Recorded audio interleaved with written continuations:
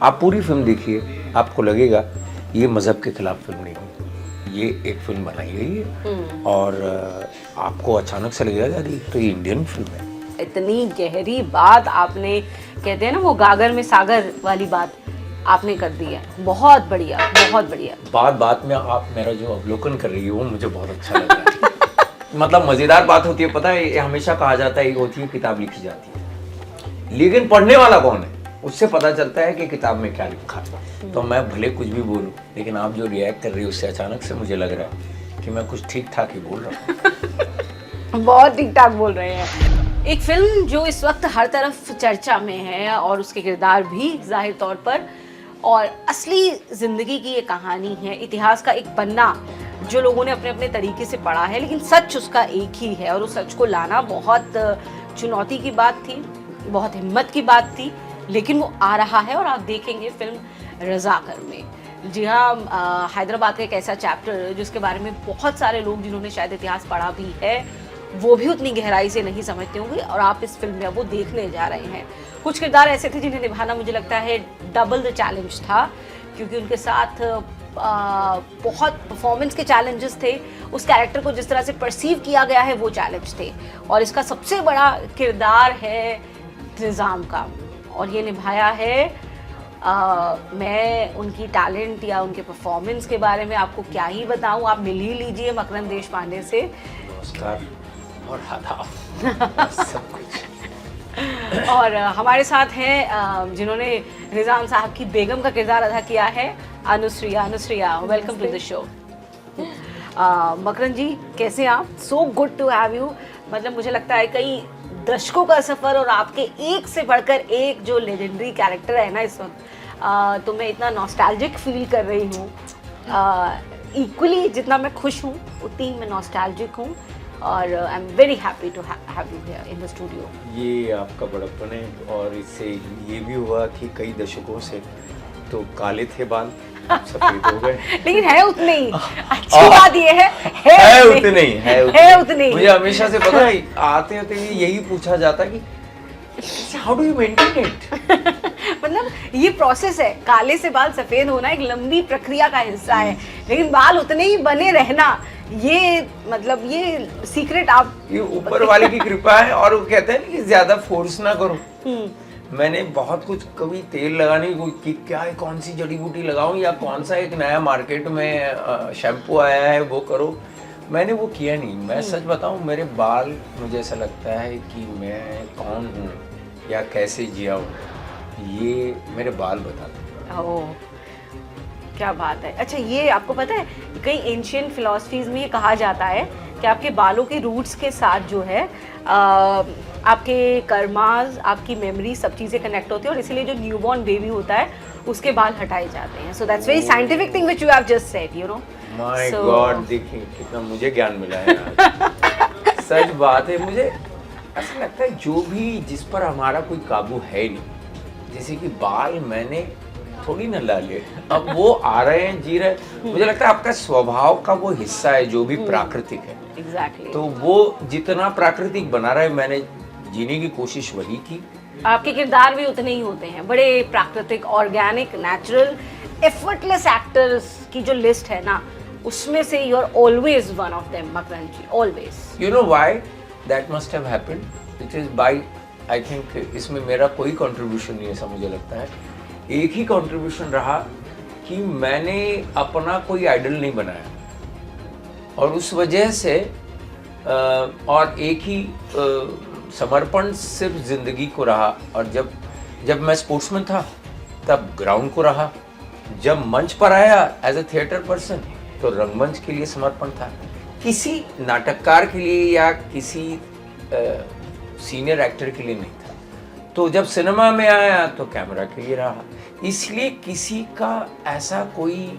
और मेरी माँ ने मुझसे कहा था, भैया अगर कुछ लाना है तो सिर्फ सहज भाव लाओ। तो सहज भाव जब भी आया, किरदार हो गया। अच्छा, किरदार होने के बाद मैंने उसको ना फिर से, जैसे मेरा हमेशा से कहना है कि आप थोड़े नोन हो जाते हो तो आपको एक कमरा मिल जाता है, आप थोड़ा और नोन हो जाते हो एसी वाला कमरा मिलता है, अच्छा थोड़ा और नोन हो जाते हो आपको वैन मिलती है, करेक्ट है ना। फिर आपको कोई आकर बताता है कि आपके लिए शॉट रेडी है, लेकिन 5 मिनट रुकिए, है ना, आप तैयार हो गए, अब आप निकलिए। फिर मकरंद देशपांडे वॉकिंग वॉकिंग वॉकिंग करके सब कुछ चले जाते हैं। मेरा कहना है आप चलने लगे, आप जब सेट पर जाते हो, यहाँ से जो भी आपको फेम मिला है, पॉपुलैरिटी, वो कम होते होते फकीर हो जाना चाहिए।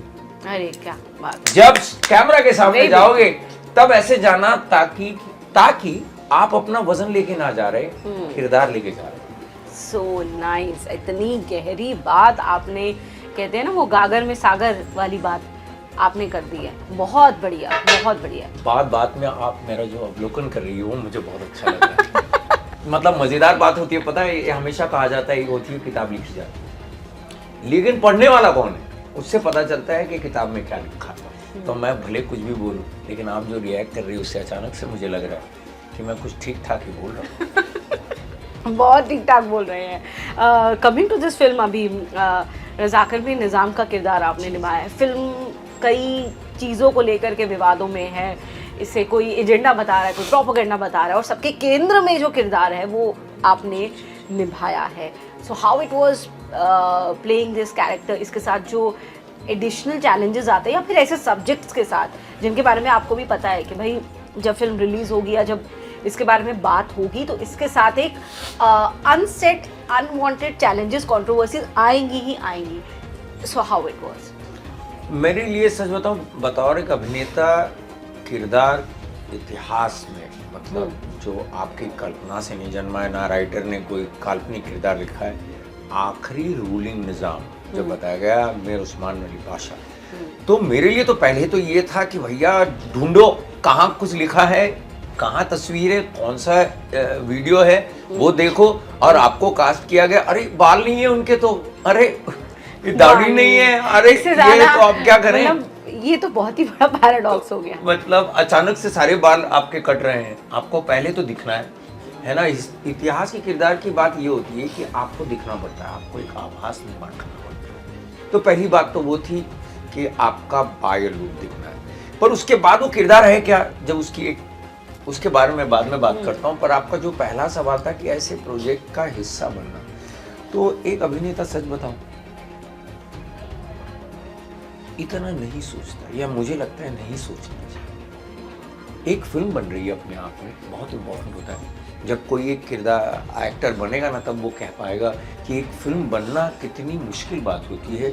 एक प्रोड्यूसर ने तय करना कि मैं एक इतिहास का एक चैप्टर ले रहा हूँ जो अभी तक 76 सालों में किसी ने बताया नहीं, उस पर मैं पैसे लगाऊंगा, और मैं मकरंद देशपांडे जैसे एक्टर लूँगा, या राज अर्जुन, या तेज सप्रू जो अहम, और अनुश्रिया जो नई है, इनके साथ मैं 40-50 करोड़ लगाऊंगा।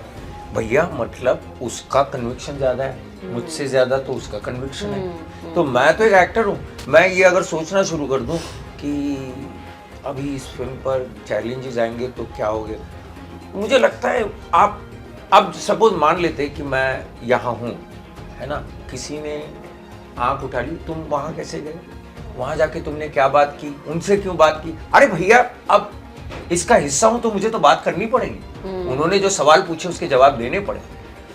और मुझे नहीं लगता मेरा दायरा इतना बड़ा है कि मैं ये सोचूं कि भाई जैसे आपने कहा विवाद में है कि अब ये मजहब के खिलाफ है क्या फिल्म। मैं राइटर तो हूँ नहीं, मैं डायरेक्टर तो हूँ नहीं, मैं एक एक्टर हूँ, और मुझे लगता है एक एक्टर ने हर चैलेंजिंग किरदार करना चाहिए, और वो फिल्म समझ के करना चाहिए।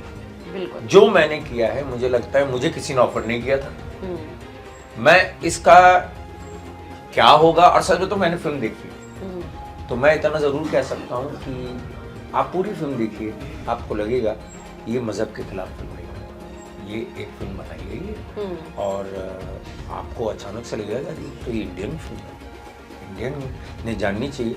मतलब मेरा एक ऐसा ही कहना है कि गांधी किसने बनाई, जो चली सबसे ज्यादा, अंग्रेजों ने बनाई, अंग्रेजों ने अंग्रेजों के अत्याचार बनाए, जिनके खिलाफ उन्होंने पूरी जिंदगी लड़ाई लड़ी, लेकिन बनाई ना उन्होंने तो बनानी नहीं चाहिए फिर तो, लेकिन उनको लगा नहीं भाई ये इतिहास है, हमने बनाना चाहिए। मुझे लगता है कि जब अब क्या हो गया है कि तरह तरह के लोग हैं, तरह तरह का एजेंडा है, और हर चीज़ जो मार्केट में आती है या जहाँ भी दिखती है उसको हर आदमी अपनी तरह से अपने एजेंडा के साथ जोड़ रहा है। अब कला का काम तो ये भी है, कर्तव्य जो मुझे लगता है कि जो कला के साथ आपको कुछ एजुकेट भी करना। एग्जैक्टली, तो फैक्ट सामने लेकर आए। सामने लेके आए, अगर वो ला रहे हैं, अच्छा आपका कहना ही नहीं है लेकिन ये फैक्ट चेक नहीं है, ये अलग फैक्ट है, तो मुझे लगता है ये बहुत पुरानी कहानी है कि राशोमान की एक फिल्म थी जिसमें एक मर्डर होता है और उस पर कि किसने किया बलात्कार, इसके लिए कई सारी बातें होती है, बाद में रूह को बुलाया जाता है, हर एक का ट्रूथ अलग था। सब लोग, वो रूह भी वो ट्रूथ नहीं बोल पाई जो जजमेंट देना चाह रहे, जो ओपन एंड शट केस है।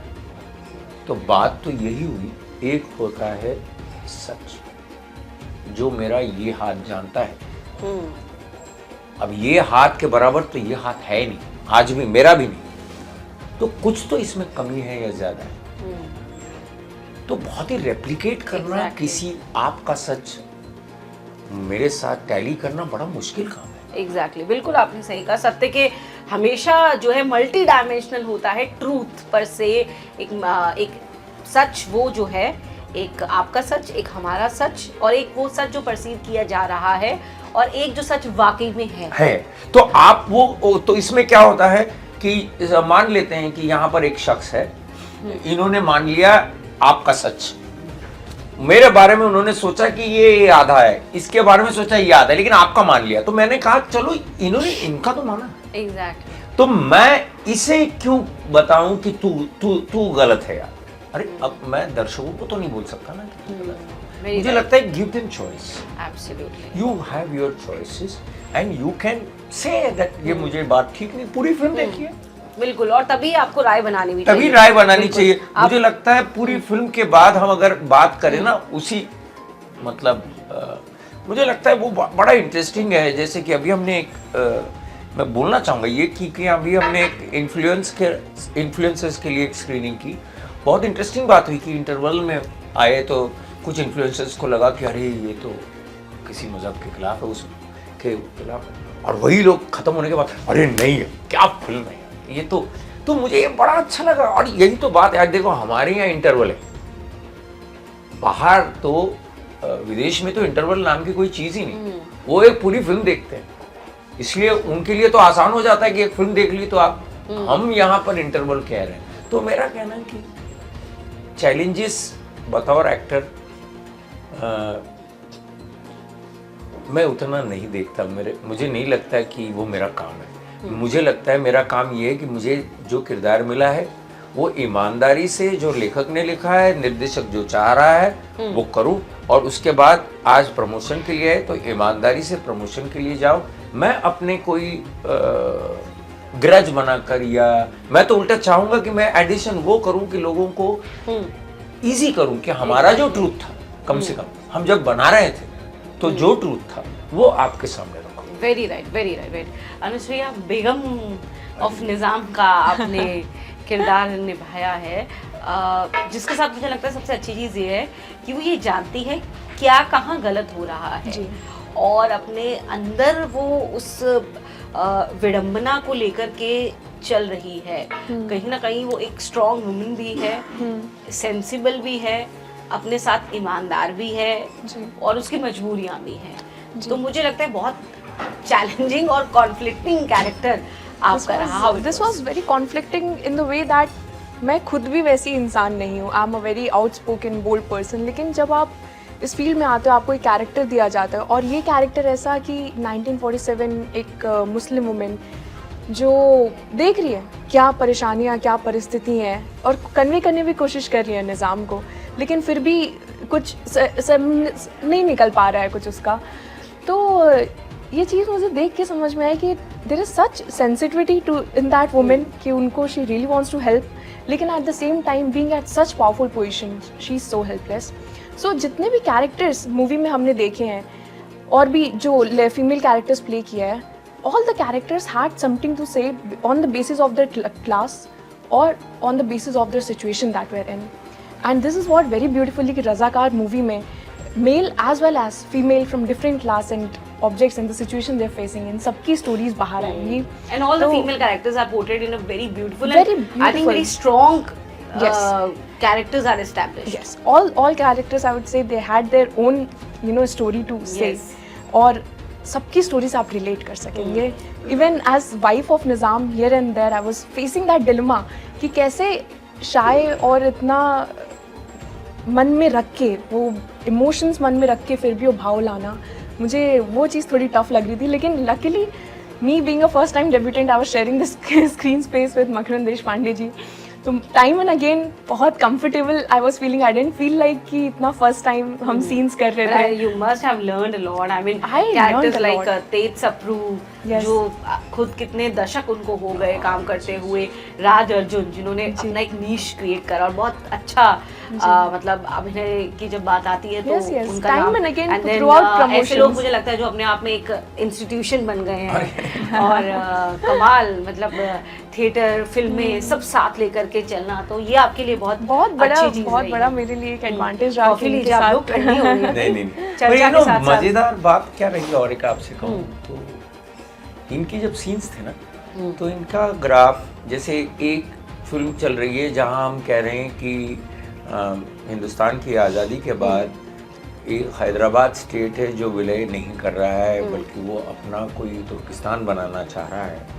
तो 396 दिन में क्या घटा अत्याचार, इसकी इनकी जो आर्मी थी रज़ाकार, कासिम रिजवी ने कितने नरसंहार क्या किया. हमको पार्टीशन का नरसंहार पता था, हमें ये नरसंहार नहीं पता था, तो हम ये नरसंहार बताने की कोशिश कर रहे हैं. तो ऐसी इस फिल्म में जहाँ पर हम ब्लडशेड देख रहे हैं, इतना कुछ देख रहे हैं, अचानक से ये बेगम आ जाती है, तो ये बहुत खूबसूरत है. फिल्म में बहुत ज़्यादा खूबसूरत नजर आती है. लेकिन इनके जो सीन है वो सीन जब भी आती है ये मुझे असल में she is warning, she is trying to tell कि देखिए, मतलब एक सीन तो बहुत कमाल का है कि हिंदुओं ने भेजा हुआ इसके लिए जो कि कुमकुम और हल्दी भेजते हैं हैं बथुकम्मा कि फेस्टिवल में. अपने आपके हस्बैंड की आयु बढ़े इसलिए. और वो कहता है कि निज़ाम कहते हैं कि ये क्या है, तो वो बताती है ऐसे ऐसे ऐसे क्यों है, और वो उड़ाने की कोशिश करता है, उड़ाती भी, but she is hurt. So that's how sensitive is her character, who's trying to put things in perspective. Being a Muslim, also understanding the Hindu woman's the whole ritual, then she's trying to understand कि भाई अपने लोग भी आपके साथ नहीं है, ऐसा नहीं है किसी हिंदू का. She's trying to time and time tell again कि तुम्हारे दोनों बच्चे भी देखो तुम्हारे साथ नहीं.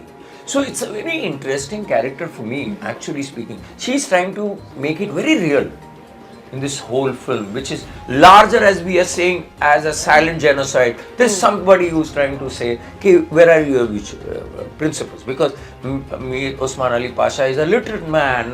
Urdu, Arabi, Farsi, French, Yes. सारी भाषाएं जानता है, खुद शायरी लिखता है, नज्म लिखता है, तो साहित्य प्रेमी. ऐसे आदमी को जब कासिम रिजवी ने बोल दिया है, और वो भी चाहता है कि असफ जाही की जो सातवां जो है वो पूछते हैं, वो जाके रूल करेगा अपना राष्ट्र के.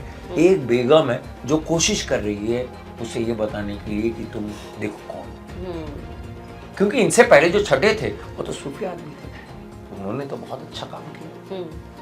तो मुझे लगता है इसलिए ये किरदार हमारे जो सीन्स है ना, वो अचानक से कुछ एक अलग रंग लिया, जो हम चाहते हैं कि एक वायलेंट फिल्म में कुछ ऐसा भी हो. तो I think that is how Anu shares characters. Directors ने भी वैसे ही माइंड में रखा था Yes. कि एक थोड़ा रिलैक्सेशन, बहुत वायलेंस है तो थोड़ा रिलैक्सेशन मूवी में some sense to it. लेकिन Yes. She is putting sense into, she is trying to get him anchored कि आप get back to what you were or what your father was. I think that's interesting scenes, I would say, in the film. Exactly. And that's what we are like looking forward to see in the film. अब दोनों को देखना, और जो पूरी star cast है जिस तरह से हमने कही, एक बहुत स्ट्रॉन्ग ये फिल्म है। इस कहानी का जो ट्रीटमेंट है, यकीनन इतिहास पे फिल्में बनती हैं, लेकिन इसका जो रिसर्च वर्क और जो डॉक्यूमेंटेशन है वो वाकई में कमाल का हुआ है। ऐसे में ये फिल्म आपको कहीं से भी निराश नहीं करेगी, इसलिए बजाय कि हम कोई पूर्वाग्रह रखें, कोई प्रीसेट नोशन बहुत रखें, अच्छी बात। उससे अच्छा है कि ये फिल्म देखी जाए। तो रज़ाकर आप ज़रूर देखिएगा। इन बेहतरीन कलाकारों की अदायगी के लिए भी, दी मकरंद देशपांडे के लिए इनका बहुत प्यार है। She is so kind and generous. I am telling you, I am feeling, जब से आया हूँ तब से मुझे ऐसा लग रहा है कि मैं सब मेरे तारे बदल गए हैं। हाँ, वो जो पता है आपको कि मैं हमेशा सोचता हूँ कि अच्छा वक्त किसी का आता है मतलब क्या होता है, तो मुझे ऐसा लगता है अच्छा वक्त आता है मतलब सामने वाला जो होता है ना, वो उसकी नज़र के सामने जो भी फिल्टर्स है वो हट जाते हैं, या तो ऐसा फिल्टर डाल देता है जिसकी वजह से आप वही है, आप खूबसूरत लगने लगते या आपका अस्तित्व, सच बता रहा हूँ। दुनिया विचारों का, परसेप्शंस का चश्मा है जी। और सबका वो है ही अपना अपना, और अच्छा यही रहेगा कि सबको एक दूसरे के लिए अच्छा ही हाँ, रहे। सो लेट्स बहुत मेक इट बढ़िया। A beautiful world together. Wow, and that's beautiful. इसलिए हर चीज़ जाननी, हर कहानी को ईमानदारी से समझना ज़रूरी है, इसलिए भी ये फिल्म देखना ज़रूरी है। Thank you so much Makarand ji, आपका इस बातचीत के लिए। Wonderful talking to you, thank you so much. Thank you so much. And this movie is coming out on 26th of April in Hindi and Marathi. So please go and watch. Thank you so much. What a lovely interview.